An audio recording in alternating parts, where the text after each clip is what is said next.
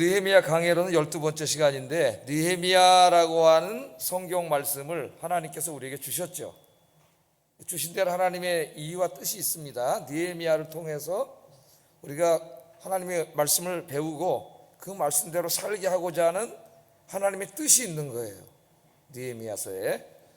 오늘도 느헤미야서를 통해서 주시는 말씀이 여러분에게 살이 되고, 영적인 살이 되고 꼴이 되기를 주의 이름으로 축복합니다. 오늘 제목은 받은 바 은혜를 지속시키라, 그렇게 정해봤습니다. 받은 바 은혜를 지속시키라.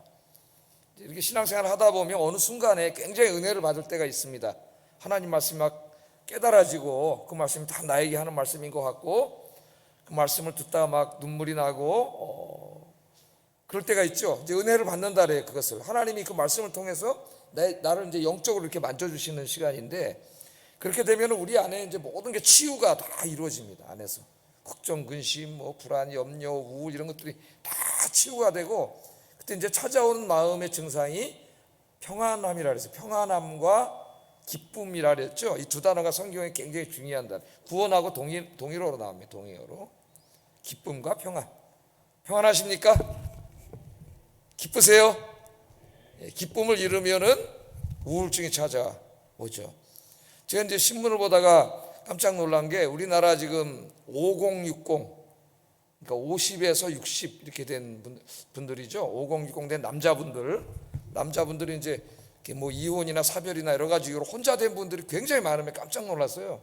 150만인가 이렇게 지금 된다 그럽니다. 근데 그 중에 이제 한 20만 이상이 정신과에 가서 이제 어떤 그런 그 우울증이든 불안이든 이렇게 이제 약을 처방받고, 그런 그 기사를 보고 제가 깜짝 놀랐어요.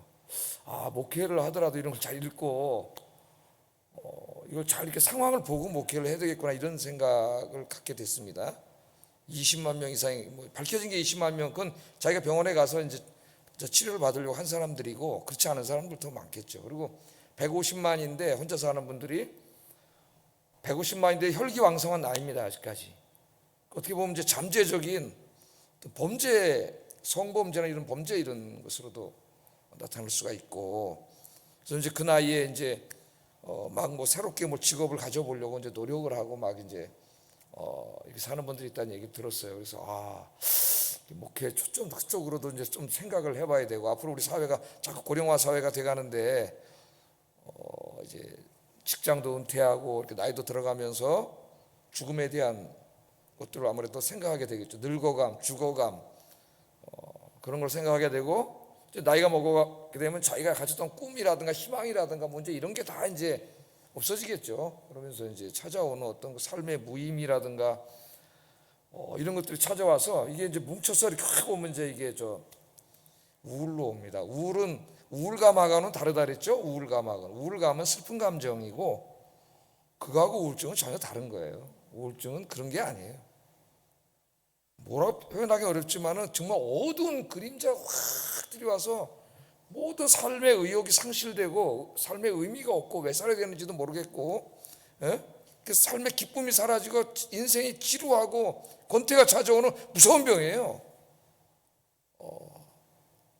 근데 은혜 받으면 성령님이 이제 우리 안에 찾아오시면은 이런 게 이제 치유가 이루어지면서 마음이 기쁨이 가득해지는 거죠. 기뻐지고 마음이 평안해지고, 성령님이 내 안에 찾아오시니까.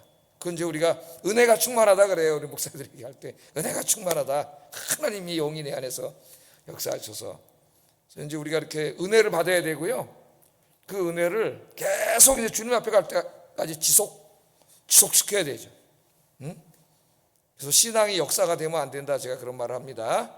몇 년 전 그런 얘기가 아니라, 신앙은 항상 현재가 돼야 된다. 주의 은혜가 이 아침마다 새롭도소이다. 이게 우리의 고백이 돼야 된다. 아침마다 눈을 뜨고 기도로 하루를 시작하면서 거기서부터 이제 하나님의 은혜가 막 충만하면, 그 우울증이 왔을 때 반대 증상이 다 나타나요. 삶에 막 의욕이 넘치고 생동감이 넘치고 삶이 막 재밌고 가슴이 설레는 일들이 막 생겨나고 생동감 생기는 거죠, 사람이. 그래서 여러분, 은혜 가운데 있는 게 중요한데, 그럼 늘 오늘 여기 나오는 사람들이 이제 그걸로 해서 노력하고 있는 게 보여요. 은혜 충만해서 주님 안에서 정말 행복한 여러분 되기를 주의 이름으로 축복합니다. 안 믿는 사람들이 봐도 저 사람 왜 이렇게 행복하지? 얼굴이 왜 이렇게 항상 기쁘고 평안하지? 그렇게 돼야 되겠죠? 우리의 삶이. 자, 오늘 말씀을 한번 보세요. 이제 성벽 공사를 다 해서 52일 동안 그 힘든 가운데서도 느헤미야 지도자와 함께 힘을 합쳐가지고 하나님의 영광을 위해서 다 이제 노력해서 50일 동안 성벽을 다 짓고 다 지은 다음에 이제 수문학 광장에 모여서, 수문학 광장은 성전의 동문과 그 다음에 그 성벽 사이에 있는 광장이라 그랬습니다. 거기에 이제 모여서 새벽 6시부터 모여가지고 12시까지 6시간 동안 말씀 대부흥회가 일어난 걸 지난주에 공부를 했어요. 에스라라고 하는 이제 이 신학자가, 제사장 겸 신학자가 와가지고 말씀을 가르치고 이제 은혜를 막 받고 성경 말씀을 읽다 어떻게 했어요? 다 울었다 그랬잖아요. 네? 하나님 말씀을 6시간 동안 읽고 깨달으면서 말씀대로 살지 못한 자기의 모습이 너무 부끄럽고, 그런 가운데도 하나님이 불쌍히 여기시고 이렇게 은혜를 주신 게 너무 감사하고, 성경 말씀은 우리를 막 깨닫게 하죠. 일반 책이 아니에요. 하나님의 계시의 말씀이기 때문에 이 말씀을 듣고 읽을 때 성령님께서 말씀을 통해서 막 나에게 말씀하시기 때문에 그 체험은 진짜 놀라운 겁니다. 창조주 하나님이 나에게 말씀을 하시니까. 그래서 이제 막 은혜를 받고 거기까지 이제 공부했어요. 그렇게 이제 해서 막 집에 돌아갔죠. 울지 마라. 오늘은 기쁜 날이다. 하나님의 거룩한 날이다. 집에 가서 맛있는 음식 먹고 가족들과 함께 주님 안에서 즐거워해라.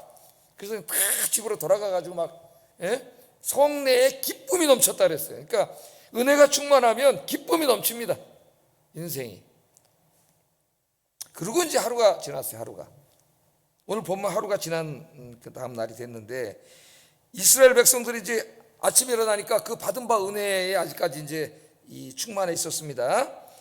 은혜 받은 사람의 특징이라 할까요? 표시라 할까요? 하나님의 말씀이 더 궁금해지는 거예요. 말씀에 대한 갈증. 제가 지난주에 그랬죠. 건강한 사람은 배가 고프다고. 그러니까 몸이 아플 때는 식욕이 떨어졌다가 몸이 건강해지면 먹고 싶은 게 생기죠. 그래서 막 먹으면 이제 몸도 건강해지고 회복이 되는 거 마찬가지로, 우리가 하나님의 은혜 가운데 있다 보면 하나님의 말씀에 대한 갈망이 생겨요. 갈증이. 영적인 식욕. 이 사람들이 지금 그랬죠. 영적에 대한 식욕이 막 생겨서 오늘 본문에 보면 족장들과 제사장들과 이 사람들이 신학자인 에스라를 찾아가가지고 하나님의 말씀, 율법의 말씀 우리에게 좀 더 가르쳐달라, 그런 부탁을 합니다. 13절 한번 읽어보겠습니다. 시작.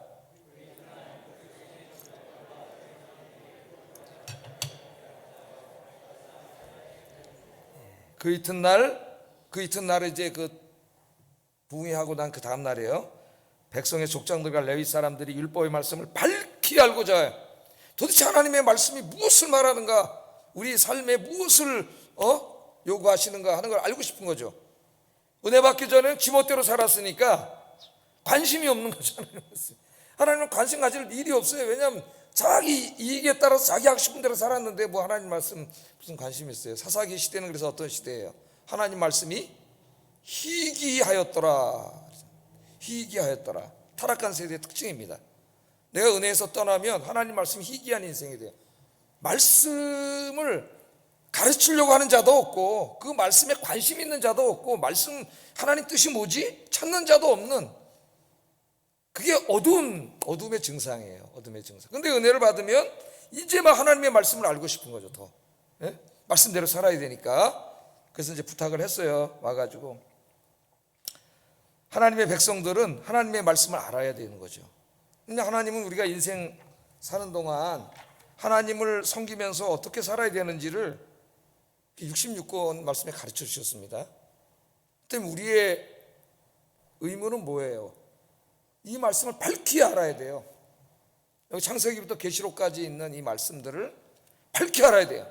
심지어는 레위기 같은 그런 어려운 성경까지.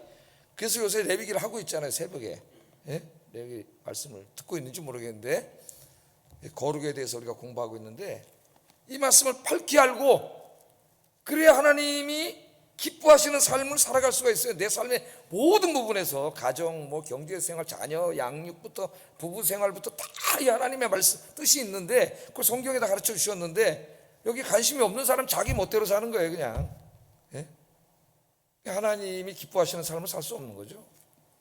하나님의 말씀 성경 66권을 밝히 알아야 돼요. 밝히 이 알고자 하는 갈망이 막 넘쳐나야 됩니다.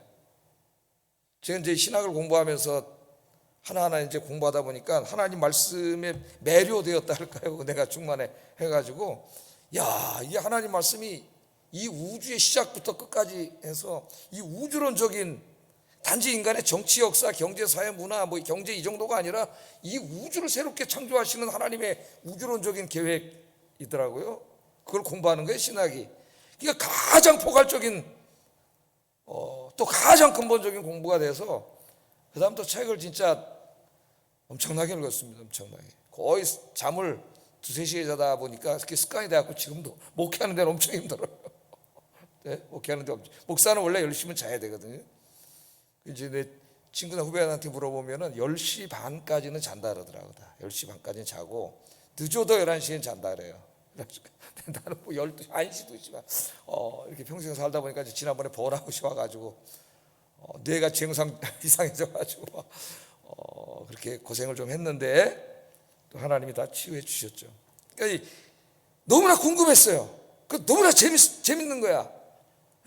그래서 막 세계적인 신학자들이 쓴 책을 다 사가지고 그러는데 하여튼 제 방에 내가 책을 대략 세봤더니 한 4,500권인가 4,000권 있는데 거의 다 읽었어요.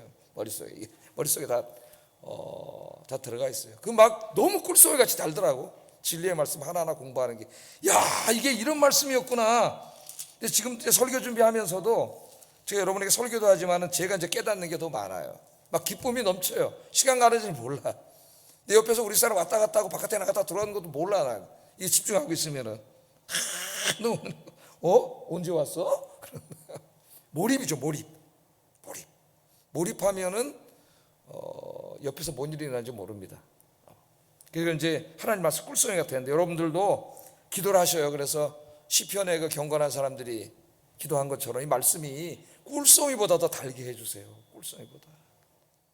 식욕이 떨어졌으면은 병든 거예요. 여러분. 다시 하나님의 말씀에 대한 갈망, 식욕이라고 해요. 영적인 식욕이 불타오르고 하나님의 뜻을 알고 싶은 그 마음, 가정생활, 부부관계, 자녀교육, 직장생활, 경제생활, 문화생활, 여가생활, 나의 전공, 공부 등 모든 내 삶의 부분에서 하나님의 뜻을 알고 싶은 그 갈망, 그 지적 호기심, 은혜에 대한 갈망이라 할 수가 있겠는데요.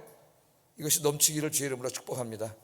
그래서 성경을 읽고 또 읽고 한 번 읽으면 진짜 너무 은혜가 돼서 놓지를 못하는, 몇 년 전에 한 분이 그렇게 말씀하시더라고요. 간증하는데 한 번 성경 읽는데 너무 은혜가 돼가 끊지를 못해서 밤새도록 읽었다. 밤새도록. 진짜 놀라운 하나님의 은혜죠. 어떤 사람은 한 장만 읽어도 집중도 안 되고 뭐 읽은지도 모르고 잠이 오는데 이걸 그냥 계속 밤새도록 읽어도 막 은혜가 넘치니까 그거는 성령님이 막 역사하시는 거예요. 성경을 통해서 막 역사하시는 거예요. 저희 아버님 돌아가시기 전에 이제 1년에 3도 가신다고 그러셨는데 돌아가신 다음에 성경인지 이렇게 보면 골로새서 막 이런 굉장히 어려운 성경입니다. 우리 신학 공부한 사람도. 그런데 거기다 막 볼펜으로 은혜 받은 걸 써놨는데 깜짝깜짝 놀라요. 혼자 성경을 읽으시면서 성령님이 조명을 하셔가지고 나름 깨달으신 거예요. 그 말씀이, 그 은혜가. 그러면 사람이 확 영적으로 살아나죠. 거기에 행복이 있어요, 여러분. 오늘 그런 은혜가 있기를 주의 이름으로 축복합니다. 축복합니다. 그 아멘도 안 해요. 아멘도. 아멘으로 받아 먹어야 된다 그랬잖아요. 하나님 말씀 아멘으로. 안 그러면 마귀가 다 뺏어가요. 길바닥 마음. 어떻게 돼? 씨가 떨어지자마자 새들이 다 쪼아먹는다. 새가 누구라 그랬어요? 사탄이라 그랬잖아요. 말씀을 못 먹게 해요. 왜? 밥을 안 먹으면 병들기 때문에 말씀을 뺏어가.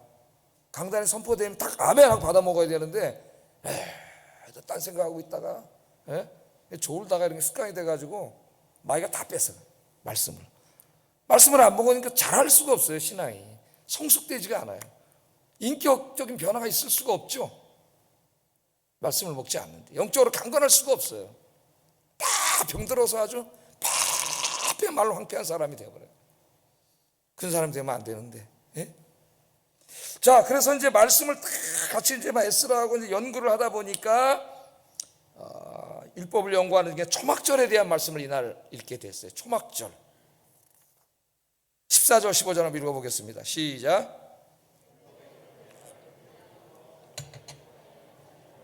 이스라엘 자손은 일곱째 달 절기에 초막에서 거할지니라 하였고, 또 일렀을 때 모든 성읍과 예루살렘에 공포하여 이르기를 너희는 산에 가서 감람나무 가지와 들감람나무 가지와 화석류 나무 가지와 종려나무 가지와 기타 무성한 나무 가지를 가져다 기록한 바를 따라 초막을 지으라 하라 한지라.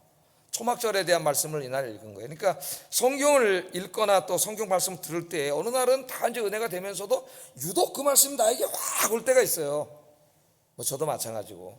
진짜 글씨가 이만해진다 그러잖아요. 성경 읽을 때 하나님이 나에게 말씀하시는 거예요. 네가 행하라. 그렇게 말씀하시는 거죠. 강하게 하나님 나에게 말씀하시고, 하나님 말씀을 듣는다고 그냥 뭐 하나님이 뿅 환상 중에 나타나가지고 장모야 예 여기 있습니다 들어라, 그런 건 큰 위험한 일이에요. 그런 일은 없어요. 하나님은 성경 말씀을 통해서 말씀하세요. 성경 말씀을 통해서. 자, 이제 에스라와 이스라엘 지도자들이 초막절 앞에 멈추었습니다. 그때 하나님이 초막절을 지키라고 강력하게 말씀하고 있는데, 그동안 뭐 하나님 떠난 삶을 살았기 때문에 이 사람들이 초막절이 뭔지도 못 까먹고 그런 거 할 생각도 안 했어요. 초막절을 지켜야 되는데 안 한 거예요. 그러니까 수년 동안. 그러니까 하나님께서 얼마나 마음이 그러셨겠어요. 예? 그러니까 깨닫고 지금 이제 이 말씀을 읽고 은혜 받으니까, 성경을 읽으니까 초막절을 지으라, 초막절을 지켜라. 야, 이거 우리가 안 했구나. 하나님 하라는 걸 이때까지 안 했구나. 그걸 깨닫게 된 거죠. 그래서 초막절을 좀 한번 생각해 보면은, 초막절이 레위기 23장에 이제 하나님이 하라고 하신 건데, 그 이유가 있겠죠. 하라 그러신 이유가. 한번 읽어보겠습니다. 39절 43절 레위기 23장 39절. 왜 안 써 있어요? 자, 읽어보겠습니다. 시작. 일곱째 달 15째 날부터 이레 동안 여호와의 절기를 지키되 첫날에도 안식하고 여덟째 날에도 안식할 것이요, 첫날에는 너희가 아름다운 나무 실과와 종려나무 가지와 무성한 나무 가지와 신의 보도를 취하여 너희의 하나님 여호와 앞에서 이레 동안 즐거워할 것이라. 너희는 매년 이레 동안 여호와께 이 절기를 지킬지니 너희 대대의 영원한 규례라. 너희는 일곱째 달에 이를 지킬지니라. 너희는 이레 동안 초막에 거주하되 이스라엘에서 난 자는 다 초막에 거주할지니 이는 내가 이스라엘 자손을 애굽 땅에서 인도하여 내던 때에 초막에 거주하게 한 줄을 너희 대대로 알게 할지니라. 나는 너희 하나님 여호와이니라. 그러니까 초막절 왜 지켜야 안 지켜요? 초막절 안 지키죠? 우리가 지키지 않습니다. 근데 구약성경에 초막절 지키라 그랬어요. 6월절도 지키라 그랬어요. 5대 제사도 드리라 그랬어요. 근데 우리 신약 그리스도인은 안 해요. 왜 안 할까요, 여러분? 하나님이 하라 그러셨는데. 그래서 제가 이제 율법의 말씀을 어떻게 지키냐, 출애굽기 강의할 때 제가 가르쳐 드렸어요. 문자적으로 지키는 게 아니라 이제 하나님이 왜 이 초막절을 지키라고 했느냐, 그 이유가 있겠죠. 그 당시 그 사람들에게 그 근본적인 초막절에 대한 의미와 목적을 신학적으로 연구해서 우리가 그것을 지켜야 되는 거예요. 5대 제사 같은 경우 보면은 번제를 드리라 그랬는데 우리가 번제 안 드리잖아요. 뭐 제사 안 지내지 않습니까? 왜? 예수님이 십자가에서 이미 다 제사를 지냈어요. 그 번제의 가장 큰 의미는 뭐라 그랬어요? 새벽기도 됐으니까 모르겠지 않나? 속죄라 그랬어요. 속죄. 예? 죄. 레위기의 주제가 하나님의 거룩하심이거든. 그러니까 거룩하신 하나님의 임재 속에 거하려면은 거룩해야 돼요. 죄 지은 사람은 하나님의 임재 속에, 그 축복 속에 거하지 못합니다. 그래서 성전에 들어갈 수 없어요. 그러니까 하나님 성전에 들어가서 하나님을 만나려면은 죄의 문제를 해결해야 돼. 그래서 반드시 번제를 드려야 되죠. 예? 그 지금도 마찬가지예요. 하나님의 거룩하신 영이 거하는 성전에 올 때는 거룩해야 돼요. 그래서 어떻게 해야 돼? 속죄, 번제를 드려야 되는데 우리는 번제, 동물로 태우는 번제는 안 드리지만은 회개의 번제를 드리죠. 기도의 번제를. 하나님 앞에 회개해야지. 내가 한 주간 동안 지은 죄를 깨끗하게 회개하고, 예배 시간에 헐레벌떡 오면 안 되는 거예요. 와서 앉아서 기도하고, 토요일부터 한 주간을 되돌아보면서 기도하고, 그래서 지켜야 되는 거예요.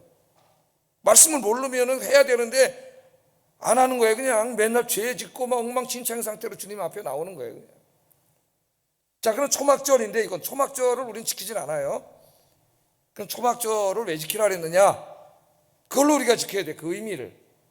그러니까 성경을 모르면은 초막절 지키라 하신 하나님의 말씀대로 못 사는 거예요, 우리가. 그냥 그만큼 신앙생활이 풍성해지지도 못하고 하나님이 기뻐하는 삶을 살지 못하는 거죠. 자, 초막절은 첫째 오늘 뭐라 그랬어요? 너희가 토지 소산 거두기를 마치거든. 그러니까 뭐와 관계 있어요? 추수와 관계가 있어요. 추수와. 자, 추수할 때 이제 그 곡식을 다 걷어가지고 이제 곡간에 들인 다음에 초막절을 지키는 겁니다. 그럼 벌써 딱 초막절은 뭐가 생각이 나요, 여러분? 왜 지키라 그랬겠어요, 하나님이? 감사라는 거죠, 감사. 1년 동안. 예? 내 인생에 베풀어 주신 모든 게 내가 한 게 아니고 누가 다 주신 거예요? 하나님이 주신 거예요. 그걸 추수 때 이제 곡간에 들이면서 그걸 인정하는 게 감사하는 거죠.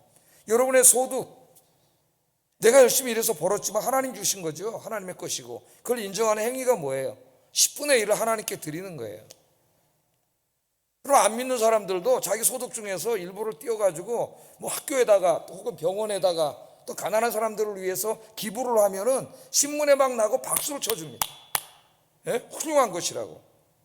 근데 여러분 학교, 병원, 뭐 이런 거보다 훨씬 더 중요한 기관이 교회예요, 교회. 생명을 살리는 교회. 근데 성도들이 수입을 얻어서 교회 헌금을 내면 언론에서 막 욕을 해. 뭐 목사가 맨날 돈 요구해가지고 헌금 뺏어낸다는 둥, 뭐 어쩐다는 둥 있다고 소리 하잖아요, 그들이. 근데 거기에 또 발맞춰가지고 같이 또 교회를 욕하는 교회 댕긴 사람들이 있어요, 한심한 인간들이. 예? 그 가장 귀한 게 뭐야? 하나님을 예배하고 전도하고 아이들 말씀 가르치고 그거보다 중요한 일이 있나요? 예? 제일 중요한 일에 드리는 거예요. 안 믿는 사람도 기부를 하고 이번에 튀르키면 터키죠, 터키. 지진이 났을 때 큰 그 구호성금을 내고 것처럼 내 수입의 10분의 1 가장 중요한 일에 드리는 거예요. 하나님 앞에 감사헌금도 드리고 그게 없으면 교회가 유지될 수가 없지 않습니까? 예배할 수 없고. 감사해. 나 누가 주신 거를 인정하는 거예요. 이게 하나님이 주신 것임을 인정하는 거예요. 하나님이 주신 거. 그래서 11조 그걸 떼먹으면 도둑놈이라는 거죠, 하나님이. 예? 도둑. 11조도 하지 않으면서 하나님 앞에서 뭐 복 주세요, 주세요 그러니까 안 돼. 예? 하나님의 것을 도둑질하는 놈이 뭐가 사람이 앞에 복을 달라고 그래. 하나님 것을 줬잖아요. 예?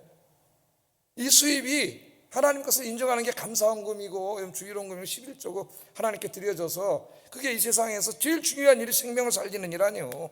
예? 병원에서 육신의 병을 살리는 것도 중요하니까 병원에다 바치면 사회에서 박수 쳐주잖아요. 어떤 사람 전 재산 다 바쳐요. 어떤 사람 대학에다가 막 카이스트에다 막 200억 박수 쳐주잖아요. 훌륭한 사람이 되고. 물론 일반 교육도 세상 교육도 중요하고 육신의 병을 고치는 병원도 중요하지만 더 중요한 게 근본적으로 생명을 구원하고 살리는 일, 그 일을 한 데가 교회인데 그 일에 쓰는 돈보다 더 귀한 일이 어디 있어요?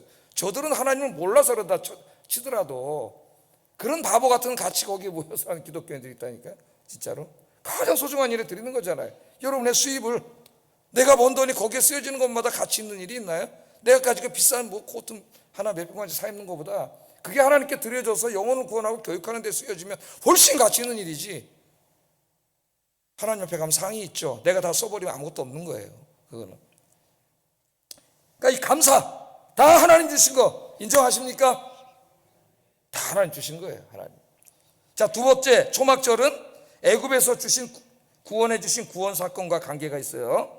오늘 말씀 읽어보면은 40년 동안 이제 광야길을 걸었죠. 그러니까 매일 광야를 이동해. 텐트 쳤다가 부시고 이런 거잖아요. 그러니까 광야길을 이동해서 지금 이제 약속의 땅으로 가기 때문에 그 중간에다 막 벽돌로 집을 짓고 이런 사람은 없겠죠. 예? 다 그냥 텐트 간단하게 치고 자고 또 아침에 텐트 걷어가지고 가야 되니까 이제 그거를 생각하는 거죠. 그거를 광야길을 살 때 어떻게 살았어요? 천막 치고 단순하게 살면서 하나님만 의지하고 살았는데 그걸 기억하라는, 잊지 말라는 거예요. 초막절만큼만은 편안한 집에 자지 말고 나무 꺾어다가 텐트 만들어 놓고 마당이나 어디나 만들어 놓고 그 출애굽 때 그것을 기억하라는 겁니다. 가나안 땅에 들어와서 이제 큰 집 짓고 좋은 집 짓고 사니까 하나님 다 잊어먹고 감사도 잊어먹고 그게 하나님이 됐어요. 하나님을 잊어먹고 하나님 주신 게 하나님이 됐어. 다시 돌아가라는 거예요. 하나님께로. 하나님께 다시 돌아가라는 겁니다. 세상의 것들을 절대화하지 말고 다시 하나님만을 절대하고 살아가는 거죠. 하나님만을. 자, 세 번째, 초막절 절기를 지키라고 하는 이유는 이 땅의 장막은 영원하지 않다는 거예요. 집 짓고 사니까, 아파트 사서 등기해 놓으니까 그게 영원한 자기 집인 줄 알고 그거 욕심 부리고 그 평수 늘리는데 재미 붙여서 산단 말이죠. 사람들 그게 하나님이 됐어요. 그러지 말고 좀 있으면 죽잖아요. 자기가 못 가져가요. 좀 있으면 죽어요. 그게 영원한 집이 아니에요. 그러니까 초막절에 그 텐트 치고 다시 부시고 매일 이렇게 하면서 나의 영원한 것처럼 이것이 아니라는 거, 하나님의 나라라고 하는 거, 천국이라고 하는 거, 그거 잊지 말고 살라는 겁니다. 그거 잊지 말고. 그래서 초막절을 지키라는 거예요. 일주일 동안 나무를 다 꺾어다가 마당에 좋은 집에서 자지 말고 그날 일주일 동안 바깥에서 자면서 이 다 주신 것도 하나님 추수때니까 감사하고, 광야 때 그 하나님만 의지하고 살던 그 신앙도 회복해야 되고, 여기는 사는 저 집이 저게 천국인 줄 알고 저기다 마음 다 뺏기고 사지 말고 영원한 하나님 나라 소망하면서 살으라고 초막절을 지키라고 한 거예요. 그럼 우리도 초막절 지켜야 돼요, 안 지켜야 돼요? 문자적으로는 안 지키지만 영적으로 지켜야 되죠. 초막절 말씀을 읽으면서 내가 혹시 이렇게 이 땅의 것들을 절대화하지는 않았나? 이 세상이 영원한 것처럼 하진 않았나? 깨달으면서 이 말씀을 지켜야 되는 거예요. 말씀을. 자, 이 말씀대로 이제 지키라는 말씀을 읽었습니다. 보니까 날짜를 계산해 보니까 2주 남았어요. 2주. 그래서 이제 산에 가서 나무 꺾어다가 이제 말씀대로 순종을 다 했습니다. 16절 17절 읽어보겠습니다. 시작.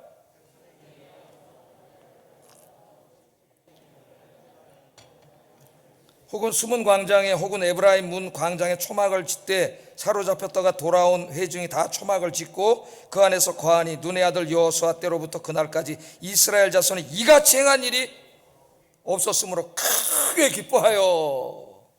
하나님이 하라고 했는데 이같이 철저하게 말씀대로 산 적이 없었는데 말씀을 알게 되니까 말씀대로 살아야 되잖아요.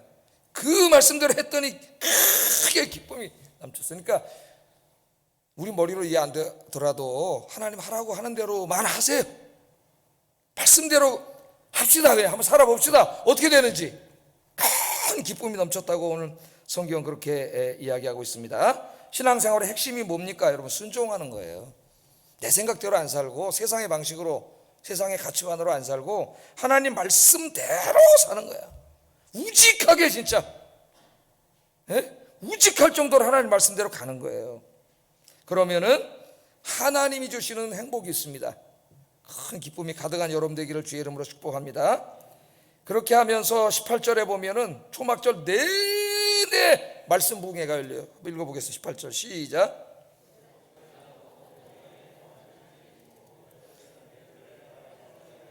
여덟째 날에 규례를 따라 성회를 열었느니라. 이제 초막절 상징적으로 7일 동안 계속 이제 말씀 집회가 열렸는데요.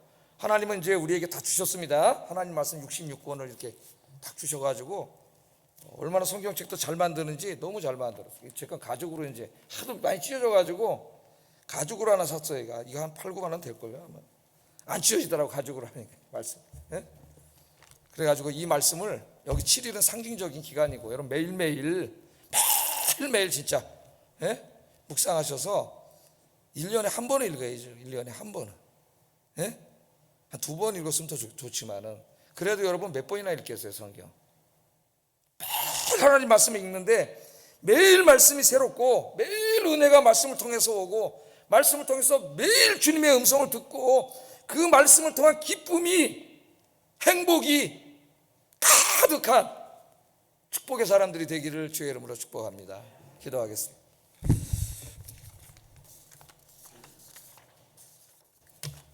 말씀을 생각하면서 기도하겠습니다. 우리 마음속에 하나님의 말씀에 대한 갈망이 불타올라 하나님의 말씀을 더욱 알아가는 일에 힘쓰게 하시고 말씀에 순종하는 삶을 살게 하소서.